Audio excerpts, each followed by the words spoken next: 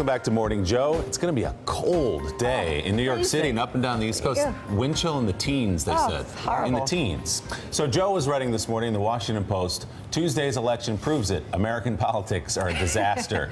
Joe writes, it might be comforting to believe that Tuesday's election can be explained as a political primal scream. Some may even conclude that a Democratic sweep of next year's midterms will follow along with the speedy impeachment of Trump. Unfortunately, that pipe dream ignores the more profound meaning of this week's election results. The shellacking Republicans took proves again just how unmoored American politics has become in the 21st century. Even if Tuesday's election begins the long process of removing the president from office, Americans will be left with the same corrosive system that led voters to take a chance on Trump. The only way to escape that cycle is to break apart the hyper-partisan two-party duopoly that has kept Washington too divided, too dysfunctional, too directionless for too long. This has been a pipe dream for many years, as you know, Nicole, this idea of a third party. The system's broken, we're going to run a third party. It's never worked with a candidate who has a chance to win, really.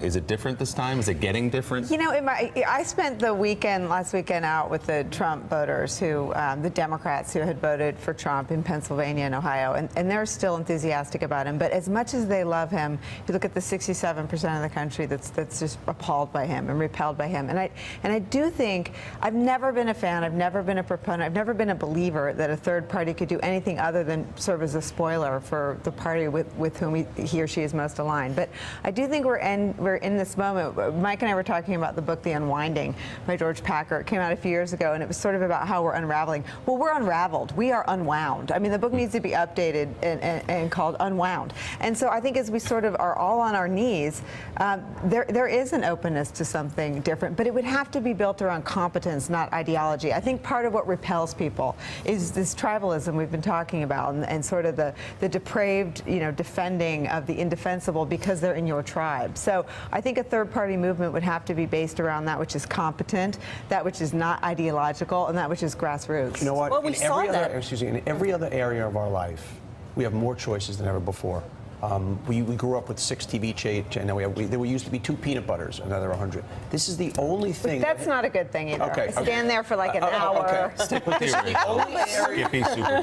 This is the only area in modern Western civilization that has not evolved to kind of more choices. We still live in this A or B world, and we are not in an A or B world. So I don't have the prescription, but it does not mirror who we are anymore, which is just take one or take the other and go home. But in New York, Syracuse, the 5th largest city, elected a mayor on Tuesday that did not come from a major party, who ran as an independent with 54% of the vote. As a matter of fact, he came from a prominent Republican family, but the fact that he was able to get 54% of the vote in a Democratic city and now goes in as an independent does show, I think, with everything that just Nicole laid out, especially on the grassroots level with the right candidate, people are open to it. So we are starting to see a little bit of a break here and there. And John, if you look at just last year, Donald Trump's not really a Republican. Right. He was an independent candidate who ran as a Republican. Bernie Sanders isn't really a Democrat. In fact, he's not a Democrat. He's an independent.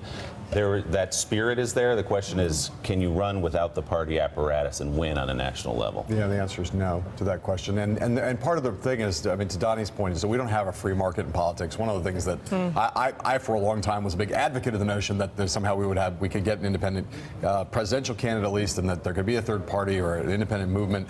The reality is that the parties have such a vice-like grip over basic fundamental infrastructure things like ballot access. So the people who've tried to go around and start this movement realize you take millions of dollars, you go state by state, and the parties are profoundly corrupt. And they have so much control over how you get over keeping those a third party out that it's an almost insuperable kind of barrier to that happening, even though it's clear that there's a huge appetite for something different. I think the point about Trump is that the parties as currently constituted are in a period of, especially the Republican Party, are in a period of terminal breakdown. And so you're more likely to see the parties kind of dissolve and rebuild themselves rather than like a third alternative. But the Democratic and Republican parties could look very different 20 years from now than they look today. Thanks for checking out MSNBC on YouTube, and make sure you subscribe to stay up to date on the day's biggest stories. And you can click on any of the videos around us to watch more from Morning Joe and MSNBC. Thanks so much for watching.